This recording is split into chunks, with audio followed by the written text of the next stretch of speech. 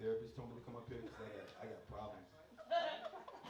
True story, I got pulled over like 20 minutes ago coming up here. Is that funny? Anyway, cop comes up and he's like, license and registration, and I was like, no problem. But before we continue, I want you to know that I identify as a white male.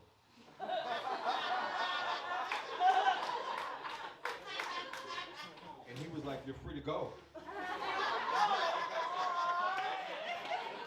Go white privilege, go white privilege. And then before that, I had a near-death experience coming up here. I took a shower and I get out and I realized that I don't have any lotion left. 96% white audience. Okay. Fun facts about black people. When we take a shower, we have no more than 15 minutes to put lotion on our body. And if we don't put lotion on inside that 15-minute window, we die. We just stop living. So I'm glad to make it up here. Like I said, I got problems and I blame my dad. He's always been a real bad drug addict. And he just bought a house and I'm gonna have to see it. And we're outside on the porch talking and I heard the most beautiful sound that I've ever heard in my life. And I look up and I see this wind chime and I was shocked. Like, not because I've never seen a wind chime before, but I've never seen one that was made out of shoestrings and old crack pipes. Please stop laughing. My life sucks. I'm not good when it comes to dating. I was dating this blind girl, and we had to stop seeing each other because, yeah. And then I was dating this deaf girl, and we broke up because she never listened to my side of the argument. And then I started dating a midget, and we broke up because she had chlamydia.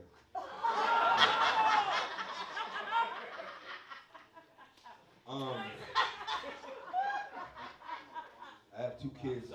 When my baby's mom was 9 months pregnant, this one time, we were in the middle of having sex, and the next thing I know, I'm drenched with gushing fluids, like, oh. And before she told me her water had broke, in my mind I was thinking, damn, I am good.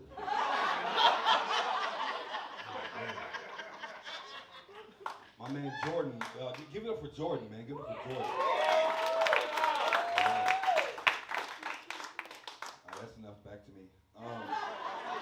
But no, fuck, where am I at? I smoked a lot of weed yesterday, Patrick said. Jordan, he was talking about AIDS. There's nothing funny about AIDS. Nothing at all. But I'm gonna try my best. So Charlie Sheen, he contracted HIV in 2016. And he has a documentary about his life that's coming out next year. And I think a good title would be 2.5 White Blood Cells. Because he's gonna die of AIDS. Kids. Does anybody have kids in here? Oh yeah. All right, good job. I love my kids. I love them to death, but I don't like them.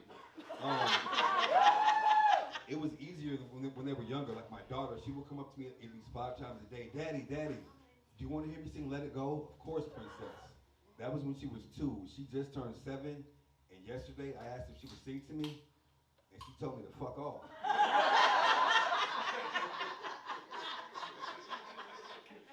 And I smoke a lot of weed. Are there any weed smokers in Wisconsin? All right. Sending them now, they smoke this. But no, I smoke a lot of weed. But I don't like to smoke in front of my kids, so I'll go in the bathroom and smoke. And yesterday I was smoking in the bathroom, and my 10-year-old son came in right after me. And I was like, oh shit. And he comes out, and there was smoke still billowing out of the bathroom. I'm like, fuck, I hope he's not high. He goes straight to the fridge and grabs a cupcake and says, Daddy, I know how they built the pyramids. I'm fucking tired. So I wanted him to calm down, so I put on one of his favorite movies. Are there any Fast and Furious fans out there? Oh yeah. Set you guys up. Those movies suck. Those movies are terrible. But my son, he's only 10 years old and he was high for his first time, so he didn't know any better. So we're watching it. 2 dudes are in a car. They jump the Grand Canyon, do like 3 barrel rolls, a flip, land it, no damage done to the car.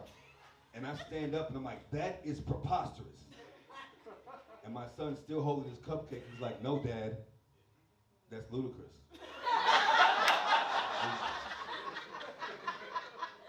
Stupid. I used to be a motivational speaker. Like, I used to travel to inner city schools and teach kids about positive thinking and the powers of the mind. All right, and to make ends meet, I got a job as a dispatcher for the emergency medical bracelet life alert.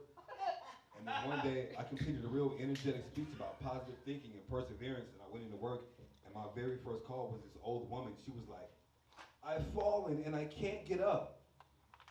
Ignoring protocol, I was like, yes, you can. Just put your mind to it. Inside of the word can't is the word can. I believe in you. And then I hung up. I don't work there anymore.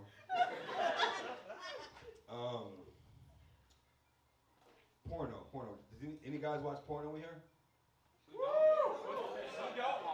Anyway, liars.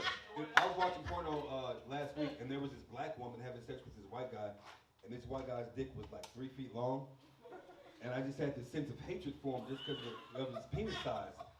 And then I had an epiphany. I was like, oh, wait a minute.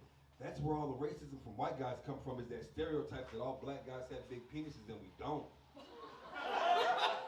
Like, mine's not small, don't get it fucked up. But it's just not huge. So the next day I went to a Ku Klux Klan rally,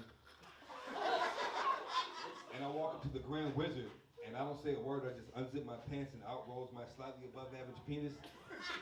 And he looks at me, he looks down at my penis and looks back up at me. He takes his hood off, gives me a hug, and he walks away. I'm all about breaking down racial dividers and shit.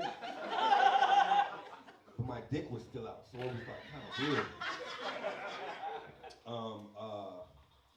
In 1990, I was the only black kid in my whole school, and we buried a time capsule, and I wanted to being the only black kid in the whole school, I wanted to put something inside that represented my people, you know? And last week we dug it up. It was a big thing. They invited everybody back. And inside there was like Vanilla Ice CDs, Ninja Turtle toys, Magic the Gathering cards. So you can only imagine how I felt when they pulled out my 2 photos of O.J. Simpson and Bill Cosby. Like, how the fuck was I supposed to? I'm almost out of here.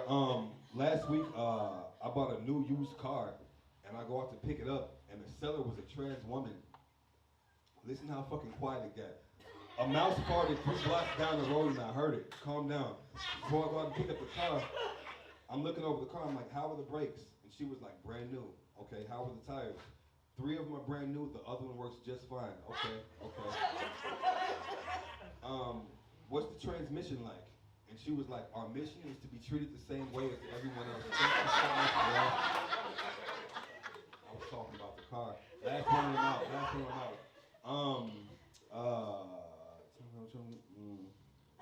Fucking weed. Okay. Yeah. Racism is terrible. I deal with it every day. But I didn't think that it would extend into breakfast cereals. Yeah, stay with me. So yesterday I was having a bowl of Rice Krispies, and I was high. So I wanted to see what would happen if I would put a small amount of Cocoa Krispies on top. And then I remember the old school commercials where the kid would put his ear to the bowl and hear the Rice Krispies talk. So I poured the milk and put my ear to the bowl and listened in shock and horror as the Rice Krispies, referring to the Cocoa Krispies, said, well, there goes the neighborhood. Thank you, Jeff Warren.